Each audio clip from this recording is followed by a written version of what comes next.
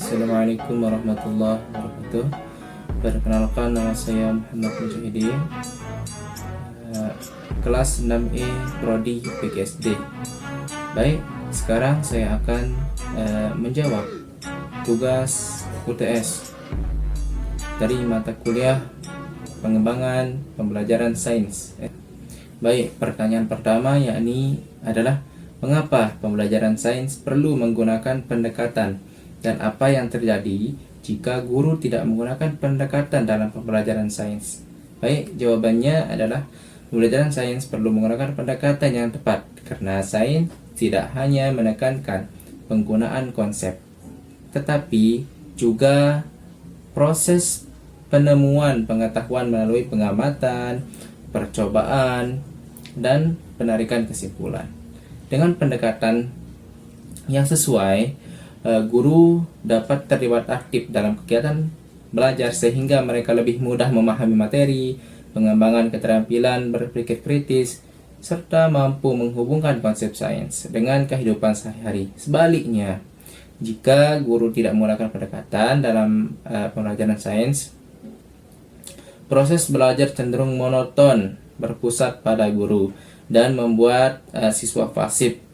Akibatnya, siswa hanya menghafal materi, tapi konsep secara mendalam kurang terlatih dalam memecahkan masalah, dan minat mereka terhadap sains lebih menurun. Baik, kita lanjut ke pertanyaan kedua, yakni materi IPA mempunyai 4 karakteristik, yaitu pengetahuan faktual, prosedural, konseptual, dan metakognitif.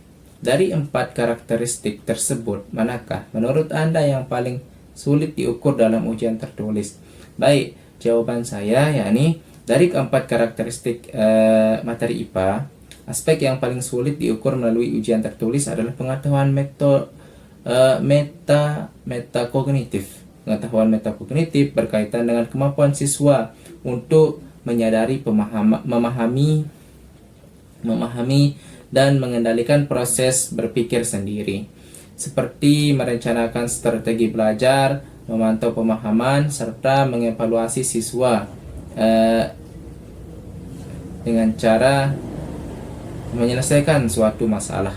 Kemampuan ini bersifat interaktif, reflektif, hingga tidak mudah diamati hanya melalui jawaban benar atau salah pada pola tertulis. Meskipun ujian tertulis dapat digunakan untuk menggali berbagai aspek metakognitif melalui pertanyaan, namun hasilnya belum sepenuhnya menunjukkan bagaimana siswa itu benar-benar berpikir dan mengukur strategi dalam saat. Baik, kita lanjut ke pertanyaan yang ketiga, yakni komponen apa saja yang harus ada dalam modul pembelajaran IPA SD. Baik, jawaban saya, komponen yang harus ada dalam modul pembelajaran IPA SD disusun agar kegiatan pembelajaran lebih sistematis, mekanik, dan sesuai dengan tujuan pembelajaran. Secara umum, modul pembelajaran IPA SD membuat beberapa komponen utama, yaitu identitas modul, tujuan pembelajaran, materi ajar, kegiatan pembelajaran, media, dan sumber belajar, serta penilaian. Lalu, komponen penting lainnya adalah penilaian yang meliputi soal latihan, tugas, dan instrumen evaluasi untuk mengukur pemahaman siswa. Modul sebaiknya dilengkapi dengan kunci jawaban dan pedoman penilaian agar guru dapat melakukan evaluasi dengan lebih mudah. Dengan adanya komponen-komponen tersebut, modul pembelajaran IPA SD dapat menjadi bahan ajar yang lengkap, terstruktur, dan mampu membantu siswa memahami konsep IPA yang lebih bermakna. Baik, kita lanjut ke pertanyaan yang keempat, yaitu deskripsikan bagaimana cara menggabungkan dua model pembelajaran dalam satu pembelajaran dalam pembelajaran IPA. Ya, ini jawaban saya. Dalam satu kali pertemuan pembelajaran IPA, dua model pembelajaran dapat dilakukan dengan memilih modul yang saling mendukung. misalnya PJBL atau Problem Basic Learning, dan Discovery Learning namanya. Ya, guru dapat memulai pembelajaran dengan menyajikan suatu masalah yang berkaitan dengan model IPA, dengan materi IPA. Setelah itu, siswa bekerja dalam kelompok untuk melakukan pengamatan dan percobaan sederhana guna menemukan konsep yang menjadi solusi atau masalah atas masalah tersebut. Pada akhir pembelajaran, siswa mempresentasikan hasil diskusi dan guru memberikan pengamatan terhadap konsep yang telah ditemukan. Dengan cara ini, kedua model dapat diterapkan secara terpadu sehingga pembelajaran menjadi lebih aktif, bermakna, dan membantu siswa memahami konsep IPA dengan lebih baik.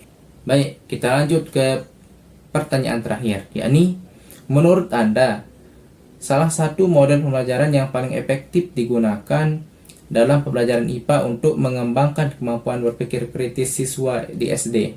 Nah, jawaban saya yakni adalah, menurut saya, Problem Basic Learning atau PJBL merupakan salah satu modul pembelajaran yang paling efektif untuk mengembangkan kemampuan berpikir kritis siswa SD dalam pembelajaran IPA. Model ini menghadapkan siswa pada masalah nyata yang berkaitan dengan kehidupan sehari-hari, sehingga mereka terdorong untuk mengamati, menganalisis, mencari informasi, dan menemukan solusi. Proses tersebut melatih siswa untuk berpikir logis, sistematis, dan kritis. Selain itu, Problem Based Learning atau PJBL juga membuat siswa lebih aktif dalam berdiskusi dan bekerja sama, sehingga pembelajaran IPA menjadi lebih bermakna dan mudah dipahami. Baik, mungkin hanya itu yang dapat saya sampaikan. Lebih kurangnya mohon maaf. Sekian, wallahul muwaffiq wal hadi ila sabil rasyad. Assalamualaikum warahmatullahi wabarakatuh.